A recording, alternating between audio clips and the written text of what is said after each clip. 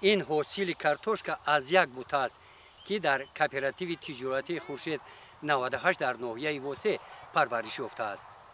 دیدن این منظره فوران و فرح بخش حاصل بلندی کارتوشکا در این زمین برای ما غیر عادی نماید هم، لیکن برای امک نورخان عظیموف یک چیز مقرری است، زیرا او در این زمین صافدلانه محنت کرده است و این حاصل فراوان نتیجه زحمت دهقان است.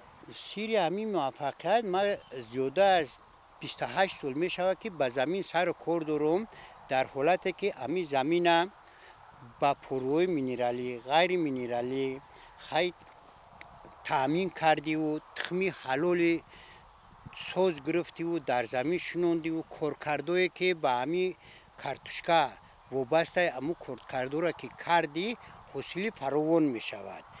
بغیر از این اینا هر یک آدم امسال که همه ما شاهدیم که چخیل بود هوا اومد نسبت به همین کارتوشکا پرورا بود هوای نمناک اومد که به او همین کارتوشکا حاصل خوب داد. به او در صحبت با امک نورخان ما فهمیدیم که یکی از عامل فراوانی حاصل کارتوشکا در این زمین این انتخاب تخمی خوش‌صفت، کارکرد و سری وقت با غذا تامین نمودن زمین، این تدبیرها را امک نورخان قطعاً رعایت نموده است. خیلی کسی که به زمین کار دارد زمین صدقاً کار کنه.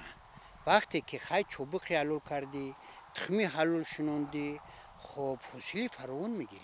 در جمعوری کارتوشکا همراه با اعضایان خواجگی امک نورخان 5 نفر ساکنان محلی را به کارهای موسمی جلب نموده کوشش دارد که هرچه تیزتر حاصل کارتوشکا را جمع آورده زمین را برای کشت تکراری آماده سازد. آمادگی به کشت تکراری حوض ما برای همین 50 سوتی زمینی که کارتوشکا کردم حوض پرورده کپوست، گلکرم، پامیدور تیار کرده ایستادم.